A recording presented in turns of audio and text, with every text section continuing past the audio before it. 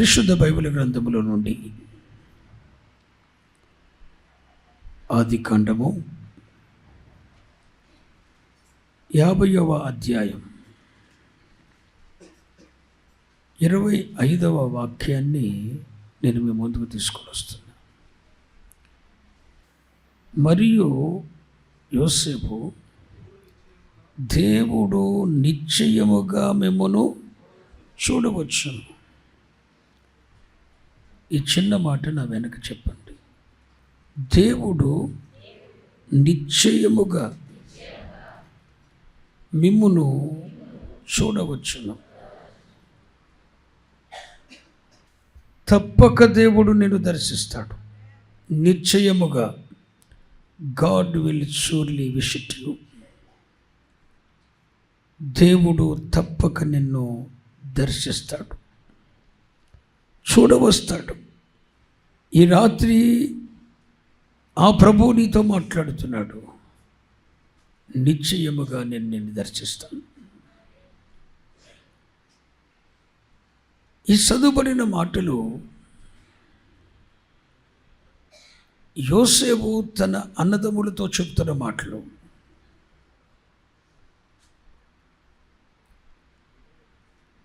యోసేపు ఎవరు? అబ్రహాము ఇస్సాకును కన్నాడు, ఇస్సాకు యాకోబును కన్నాడు, యాకోబు తన 12 మంది కుమారులను కన్నాడు. ఆ 12 మందిలో యాకోబుకు ఇష్టమైన కుమారుడు యోసేపు. ఈ యోసేపుని అన్నదమ్ములు బానిసగా అమ్ముకున్నారు. ఐగుప్తు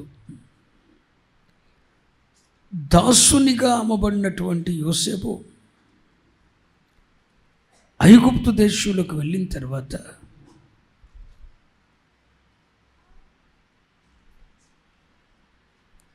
చెయ్యని పాపానికి నింద అనుభవించి చెరసాల శిక్ష అనుభవించాడు యోసేపు. ఇనుము సంకెళ్ళు ఆయన నొప్పించాయి. యోసేపు నీతిని చూసిన దేవుడు చెయ్యని పాపానికి నిందనుభవించిన యోసేపుని దేవుడు చెరసాలలో విడిపించటమే కాకుండా సరాసరి చెరసాల నుండి ఎక్కడ తీసుకుని వెళ్ళాడు? సింహాసనం ఎదుగు తీసుకుని వెళ్ళాడు. అలా ఐగుప్తుకు వెళ్ళిన తర్వాత కొంతకాలానికి వారి అన్నదమ్ములు కూడా ఐగుప్తు చేరుకున్నారు. ఆహారం కొనుక్కుందామని వెళ్తే అక్కడ ఆహారాన్ని, ధాన్యాన్ని కొలిసేవాడు ఎవరు? యోసేపు. ఈ సంగతి తెలుసుకున్నారు. యోసేపే వారిని క్షమించి దగ్గర తీసుకున్నాడు.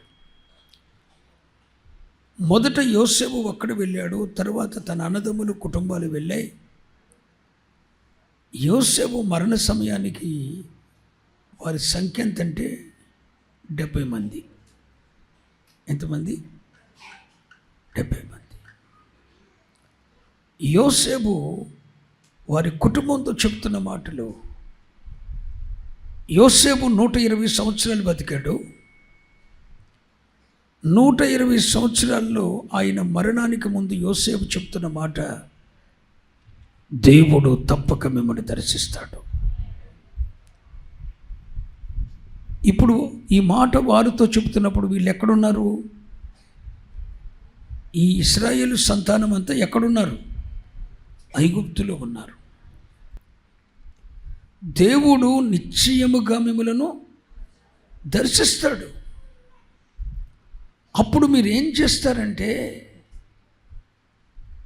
నేను చనిపోతాను కదా, ఇప్పుడు నేను చనిపోయిన తర్వాత నా శరీరాన్ని ఇక్కడ భూమిలో పాతి పెట్టొద్దు. నా శరీరాన్ని మీరు భద్రం చేసి, దేవుడు నిశ్చయముగా మిమ్మల్ని దర్శిస్తాడు. దర్శించినప్పుడు ఐగుప్తులో నుండి దేవుడు మిమ్మల్ని బయటకు తీసుకొని వెళ్తాడు. అప్పుడు మీరు నా ఎముకలను ఇక్కడ ఉంచొద్దు, మీతో కూడా నా ఎముకలను తీసుకొని వెళ్ళి కనానులో వాగ్దాన దేశంలో పాతిపెట్టండి అంటాడు. అంటే యోసేపు పలుకుతున్న ఈ మాటల్లో భావం ఏంటి? కొంతకాలం మీరు ఐగుప్తులోనే ఉంటారు, కొంతకాలం మీరు ఐగుప్తులోనే ఉంటారు. ఆ తరువాత మిమ్మల్ని దేవుడు ఐగుప్తులో నుండి బయటకు తీసుకుని వెళ్ళిపోతాడు. మన పితరుడైన అబ్రహాము, ఇస్సాకు, యాకోబులకు ఇచ్చిన వాగ్దాన దేశానికి తీసుకొని వెళ్తాడు. అప్పుడు మీరు నా ఎముకలను ఇక్కడ వదిలిపెట్టొద్దు. చదవండి ఆ మాట. దేవుడు నిశ్చయముగా మిమ్మల్ని చూడవచ్చును, అప్పుడు మీరు నా ఎముకలను ఎక్కడ నుండి. అబ్బా, ఏమి నిరీక్షణ అండి! దేవుడు నిశ్చయంగా మిమ్మల్ని దర్శిస్తాడు. అప్పుడు మీరు నా ఎముకలను ఇక్కడ నుండి తీసుకొని వెళ్ళిపోవాలి. అంటే అర్థం ఏంటి? నా ఎముకలు కూడా ఐగుప్తులో ఉండటానికి నా శవం అక్కడ పాతి పెట్టకూడదు, నా దేహాన్ని మీరు ఇక్కడ పాతి పెట్టకూడదు. సుగంధ ద్రవ్యములతో నా దేహమును భద్రపరిచి మిమ్మలను దేవుడు ఐగుప్తులోండి తీసుకొని వెళ్ళినప్పుడు ఆ ఎముకలను, అప్పటికి నా శరీరం సుగంధ ద్రవ్యాలతో భద్రపరిచిన మొత్తం కుళ్ళిపోతుంది, కానీ ఎముకలు మిగులుతాయి. ఆ ఎముకలను తీసుకొని వెళ్ళండి అని చెప్పాడు. ఐగుప్తు దేశంలో తన మృతదేహం కూడా పాతిపెట్టబడటానికి యోసేపుకు ఇష్టం లేదు. ఐగుప్తులో తన ఎముకలు కూడా మిగల్చబడటానికి యోసేపుకి ఇష్టం లేదు.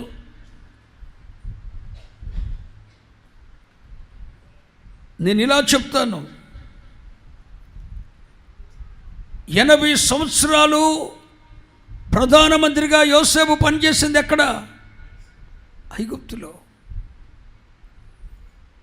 30వ ఏట ప్రధానమంత్రి అయ్యాడు, 120వ ఏట యోసేపు చనిపోయాడు. సుమారు 80 సంవత్సరాలు ఐగుప్తు దేశానికి ప్రధానమంత్రిగా ఉన్నాడు. ప్రపంచానికి ఆహారం పంచిపెట్టాడు. ఐగుప్తులోనే 80 సంవత్సరాలు ప్రధానమంత్రిగా పనిచేసినా కూడా యోసేపు తన దేహాన్ని అక్కడ విడిచిపెట్టడానికి ఇష్టపడలేదు. నా ఎముకలు కూడా ఇక్కడ ఉండకూడదు అంటున్నాడు.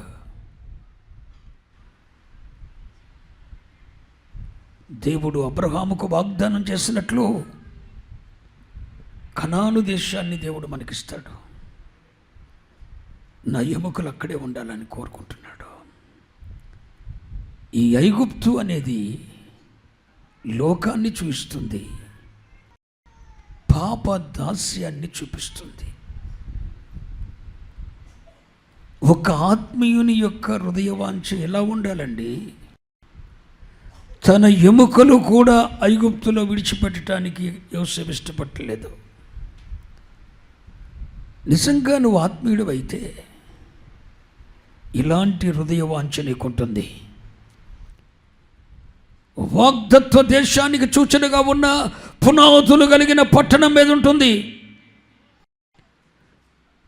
ఇప్పుడు యోసేపు ఈ ఐగుప్తులో నా ఎముకలను విడిచిపెట్టొద్దు అంటున్నాడుగా. ఈ ఐగుప్తు భూ సంబంధమైన దాన్ని చూయిస్తుంటే ఆ కనాను వాగ్దత్వ దేశం, అబ్రహాముకి ఇచ్చిన కనాను దేశం పైనున్న పునాదులు కలిగిన పట్టణాన్ని, పరలోకాన్ని చూపిస్తుంది. స్తోత్రం. 80 సంవత్సరాలు ఐగుప్తులో ప్రధానమంత్రిగా ఉన్నాడు, కానీ ఐగుప్తు మీద మనసు లేదు. 80 సంవత్సరాలు ఐగుప్తు దేశంలో ప్రధానమంత్రిగా పనిచేశాడు, కానీ ఆ సింహాసనం మీద మోసు లేదు. అతని దృష్టి అంతా వాగ్దత్వ దేశం మీద. ఈ 3 దినాలు ఉపవాస ప్రార్థనలు జరిగించిన నా ప్రియ దేవుని బిడ్డలారా, ఏ విధమైన ఆశతో ఈ 3 దినాలు ఉపవాస ప్రార్థనలు చేశావు? మనుషులను మభ్యపెట్టడానికా? నిన్ను నువ్వు తృప్తిపరచుకోవటానిక? దేవుని మనసు ఏంటో ఎరిగి ఆ ప్రకారం నడుచుకోవాలన్న ఆశ కలిగి ఉండటానిక? ఈ విధమైన ఉపవాస ప్రార్థనలు చేస్తే దేవుడు ఏదో ఆశీర్వదిస్తాడు, మన అవసరతలు తీరుస్తాడన్న ఏదో భూ సంబంధమైన కోరికలతో నువ్వు ఉపవాసం ఉన్నావా? దేవుని మనసెరిగి ఆయనకి ఇష్టమైనట్టు బ్రతకాలన్న తపనతో నువ్వు ఉపవాసం ఉన్నావా? 80 సంవత్సరాలు యోసేపు అక్కడే ఉన్నాడు ఐగుప్తులో. కానీ ఐగుప్తు మీద మనసు లేదు. ఐగుప్తులో ప్రధానమంత్రిగా పనిచేశాడు, కానీ తన దేహం కూడా ఐగుప్తులో ఉండటానికి ఇష్టపడలేదు, ఒప్పుకుంటలేదు. నా మరణించిన రోజున నన్ను ఇక్కడ పాతి పెట్టొద్దు అంటున్నాడు. ఆఖరికి ఒకవేళ దేవుడు ఖచ్చితంగా ఐగుప్తు దేవుడిని మిమ్మల్ని తీసుకెళ్తాడు, ఆ రోజు నన్ను ఇక్కడ ఉంచొద్దు, నా ఎముకలైనా మిగిలితీగా ఆ ఎముకలు తీసుకొని వెళ్ళిపోండి అన్నాడు. వాగ్దత్త దేశం మీద, ఈ వాగ్దత్వ దేశం పునాదులు కలిగిన పట్టణం. స్తోత్రం. అందుకే పౌలు అపోస్తలుడు అంటాడు, మీరు క్రీస్తుతో కూడా లేపబడిన వారైతే, మీరు క్రీస్తుతో కూడా లేపబడిన వారైతే భూ సంబంధమైన వాటి మీద మీరు మనసు పెట్టకుడి. భూ సంబంధమైన వాటి మీద మనసు పెట్టకుడి. కొలస్సీ పత్రిక 3వ అధ్యాయం 1వ వచనం చూస్తే, మీరు క్రీస్తుతో కూడా లేపబడిన వారైతే భూ సంబంధమైన వాటి మీద మనసు పెట్టద్దు. భూ సంబంధమైన వాటి మీద మనసు పెట్టి